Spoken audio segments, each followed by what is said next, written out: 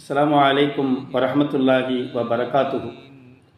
அன்பானவர்களே, நாம் பலவிதமான வேலைப்பாடுகள், குடும்ப நிகழ்ச்சிகள், இன்னும் தொழில்துறைகளில் எவ்வளவு நம்ம பிஸியாக இருந்தாலும் நம்மை படைத்த இறைவனை துதிபாடுவதற்கு, வணங்குவதற்கு நாம் முயற்சி செய்கின்றோம். ஆனால் சில சமயத்திலே அது நமக்கு அமையாத பட்சத்திலே நாம் சொல்லக்கூடிய ஒரு வார்த்தை என்னவென்றால், இயற்கை காரணங்களை கூறுகின்றோம். மழை பெஞ்சது, இடி இடித்தது, வேலை பழு, இதெல்லாம் வர முடியவில்லை என்று சர்வசாதாரணமாக ஒரு காரணத்தை கூறுகின்றோம்.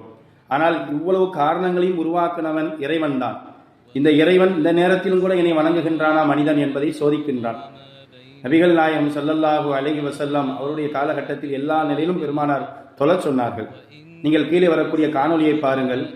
கடுமையான மலையிலும் கூட ஒரு சிறுவன் உருக்கமாக துவா கேட்கின்றான். கடுமையான மலையிலும் கூட ஒருவர் சஜிதாவிலே இறைவனுக்காக தன்னுடைய நெற்றியை வைத்து துவா கேட்டுக் கொண்டிருக்கிறார். கடுமையான சூழ்நிலையிலும் கூட ஒருவர், ஒரு காவலர் நின்று கொண்டு இருந்த இடத்திலே தொழுது கொண்டிருக்கின்றார்.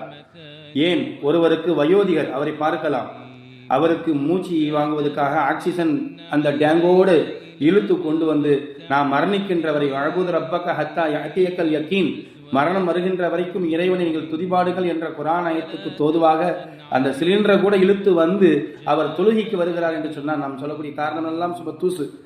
பெருமானார் ஸல்லல்லாஹு அலைஹி வஸல்லம் அவர்கள் சஹாபாக்களுக்கு சொன்னார்கள், வல்லதி நஃப்ஸி பியதிஹி, என் உயிர் யார் கைவசம் இருக்கிறவமே சத்தியமாக, லக்கத ஹமம்து அன் ஆமுர பிஹத்தபின் ஃபயஹ்துபு, எனக்கு ஒரு ஆசை இருக்குது, ஒரு விறகு கட்டை எடுத்து நான் தொலை போன பிறகு காம சொல்லி வேற ஆளை தொலை வைக்க சொல்லி, யாரெல்லாம் தொலை வராம காரணம் சொல்லி வீட்டில் உட்கார்ந்துருக்காங்களோ அவங்கள வீட்டோடு வைத்து எரித்து விடலாமோ என்று எனக்கு தோணுகின்றது. ஆனால் அந்த அளவுக்கு அந்த தொழுகை இல்லாமல் காரணம் சொல்வது மிகப்பெரிய மோசம் என்று பெருமானார் ஸல்லல்லாஹு அலைஹி வஸல்லம் அவர்கள் அது எவ்வளவு பெரிய குற்றம் என்பதற்காக இந்த உதாரணத்தை சொன்னார்கள் என்று சொன்னால், காரணத்தை சொல்லி இறைவனை துதிபாடாமல் இருப்பதை விட காரணங்களை உருவாக்கி இறைவனை எப்பொழுதும் துதிபாட வேண்டும். அல்லாஹ் அந்த தௌஃபீக்கை தந்தருள் புரிவானாக.